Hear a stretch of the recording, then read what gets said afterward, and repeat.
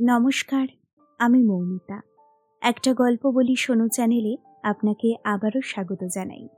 আজকের উপস্থাপনায় আপনি শুনতে চলেছেন শ্রদ্ধেয় লেখক শরদিন্দু বন্দ্যোপাধ্যায় রচিত একটি ছোট গল্প, নারীর মূল্য।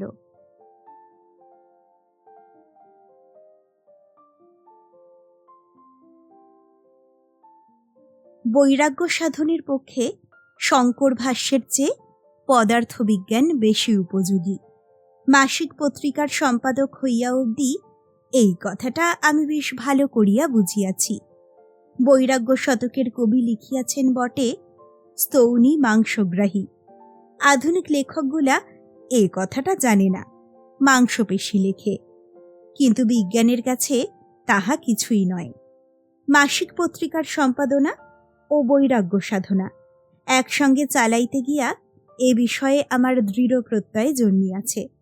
এই দেখুন না, আজকে সকালবেলা আমার পত্রিকার অফিসে আসিয়া খবরের কাগজ খুলিতেই দেখিলাম একজন বৈরাগী বৈজ্ঞানিক লিখিয়াছেন যে মানুষের শরীরের, সুতরাং সেই সঙ্গে নারীর শরীরের সমস্ত মাল মশলা আলাদা করিয়া দাম কষিলে তাহার মূল্য দাঁড়ায় মোটে 18 টাকা। বেশিরভাগ জিনিসই বাজারে চলে না। মূল্যবান পদার্থের মধ্যে ফসফরাস। অতএব ইহার পরে তরুণী সুন্দরী লেখিকা হাসি হাসি মুখে কবিতা লইয়া আমার সম্মুখে উপস্থিত হইলে আর আমার ভয় কি? সম্পাদকের মধ্যে যাহাদের বয়স কাঁচা তাহাদের সকলকেই আমি পদার্থ বিজ্ঞান পড়িতে বলি। রামানন্দবাবু না পড়িলেও ক্ষতি নাই, হিসেবের করি বাঘে খায় না। বৈরাগী বৈজ্ঞানিক মহাশয় যোগ করিয়া দেখাইয়া দিয়াছেন যে মেয়ে মানুষের মূল্য ঠিক 18 টাকা। অত্যন্ত মনোযোগ সহকারে তাহাই পড়িতেছি। এমন সময় পর্দা সরাইয়া একটি হাসি খুশি মুখ ঘরে প্রবেশ করিল। এক নজরে সমস্ত চেহারাখানা আগাগোড়া দেখিয়া লইলাম। বয়স 17-18, পায়ে হাই হিল জুতা, বাঁ হাতের কবজি হইতে ভ্যানিটি ব্যাগ ঝুলিতেছে, বাঁকা সিথি আর চোখ মুখের গড়ন, এক কথায় ঘোর সুন্দরী। বুঝিলাম বিপদ উপস্থিত। এবং কবিতা। বৈরাগ্যের প্রথম সোপান স্ত্রী জাতির প্রতি রূঢ়তা। আমি তাহাকে বসিতে না বলিয়া কঠোর স্বরে কহিলাম, আপনার মূল্য 18 টাকা। যুবতী ফিক করিয়া হাসিয়া সম্মুখের চেয়ারে বসিয়া পড়িল। বলিল, 18 টাকা মোটে? বাংলাদেশে এরূপ স্ত্রী কবি কখনো দেখি নাই। কথাটা যেন গায়েই মাখিল না। তাই আরও তীব্রভাবে বলিলাম, 17 টাকাও হতে পারে, কারণ আপনি তন্নি, মানে আপনি রোগা, শরীরে বেশি মাল নেই। তাছাড়া আপনার চামড়ায় পিগমেন্টের অভাব, যেহেতু আপনি ফর্সা। এই 2 দফায় 1 টাকা কাটা গেল, আপনার দাম 17 টাকা। যুবতী কিছুমাত্র বিচলিত না হইয়া স্মিত মুখে বলিল, তাই তো, তবে উপায়? মোটা হলে দাম বাড়তে পারে কি? বুঝলাম রসিকতা করিতেছে। রসিকতার বিরুদ্ধে বৈরাগ্য রক্ষা করা অতিশয় কঠিন। তাই আমি কণ্ঠস্বরে তীক্ষ্ণ শ্লেষ মিশাইয়া বলিলাম, আপনার শরীরে যে লোহা আছে তা থেকে একটি মাত্র পেরেক তৈরি হয়। যুবতীর চোখে দুষ্টু হাসি নৃত্য করিয়া উঠিল। সে বলিল, আর বড়শি?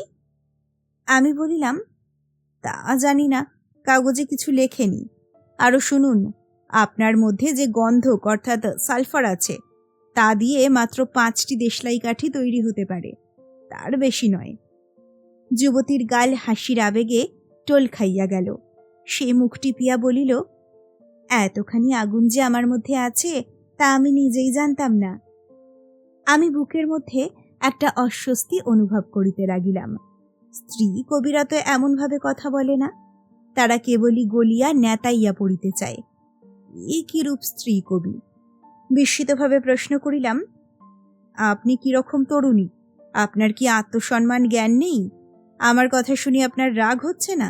এখনো চলে যাচ্ছেন না কেন? যুবতী চেয়ারের পিঠে হেলান দিয়া বসিয়া বলিল, আপনার মাথায় ছিট আছে আমি জানি। আমার মাথায় ছিট আছে না, আর শুধু বৈরাগ্যে সানাইবে না। এই যুবতীটাকে ভালো রকম শিক্ষা দিতে হবে। হাত বাড়াইয়া চাপা গর্জনে বলিলাম, দেখি বার করুন আপনার কবিতা। কবিতা? যুবতী ঈষৎ বিস্ময়ে ভ্রু তুলিল। হ্যাঁ, কবিতা। আপনি কবিতা আনেননি? যুবতী মাথা নাড়িয়া বলিল, না, একটা লিখব ভেবেছিলাম, কিন্তু হয়ে ওঠেনি। তবে আপনি কি চান? আমার দাদার বিয়েতে আপনাকে নেমন্তন্ন করতে চাই। আপনার দাদা? হ্যাঁ, আমার দাদা। কেন, আমার কি দাদা থাকতে নেই? মনে মনে ভাবলাম, দাদা যদি বা থাকে, সে অতি অপদার্থ দাদা। এমন সাংঘাতিক একটা ভগিনীকে অম্লান বদনে লোক সমাজে ছাড়িয়া দিয়াছে। জিজ্ঞাসা করিলাম, আপনার দাদা কে? সে বলিল, আমার দাদার নাম সৌরীন্দ্রনাথ। আমি লাফাইয়া উঠিলাম। সৌরিন তোমার দাদা? তার মানে তুমি পলা? সে বলিল, হ্যাঁ, আমি পলা, মানে প্রমীলা দেবী। চিনতে পেরেছেন? আমি মাথায় হাত দিয়া বসিয়া পড়িলাম। না, অনেকদিন আগে দেখেছি, প্রায় 7-8 বছর। সৌরিনটা কোথায়? সে কলকাতায় এলো কবে?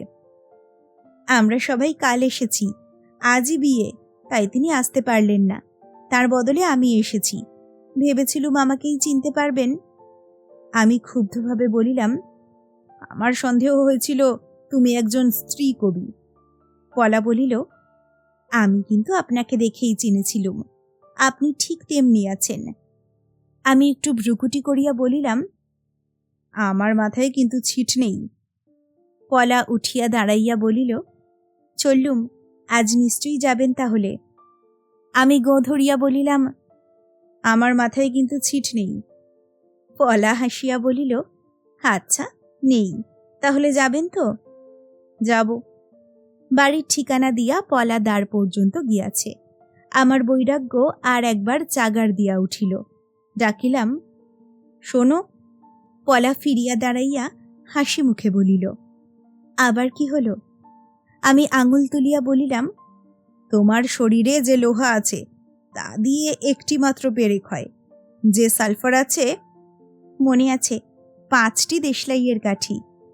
আমি বলিলাম, স্ত্রী কবি না হলেও তোমার দাম 17 টাকা, এ কথা ভুলো না। আচ্ছা, বেশ। মাস 3 পরে একদিন রাত্রে একটি পুষ্পাকীর্ণ বিছানার পাশে বসিয়া পলা আমাকে চুপি চুপি জিজ্ঞাসা করিল, 17 টাকার জন্য বৈরাগ্য বিসর্জন দিলে? আমি মাথা চুলকাইয়া বলিলাম, আমার হিসেবে ভুল ছিল, একটা জিনিস বাদ পড়ে গিয়েছিল।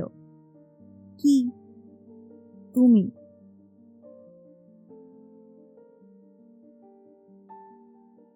শেষ হলো শরদিন্দু বন্দ্যোপাধ্যায়ের গল্প নারীর মূল্য। গল্পটা আপনার কেমন লাগলো আমাকে অবশ্যই জানান কমেন্ট সেকশনে। খুব তাড়াতাড়ি ফিরে আসছি নতুন একটা গল্প নিয়ে। সকলে ভালো থাকুন, সুস্থ থাকুন। নমস্কার।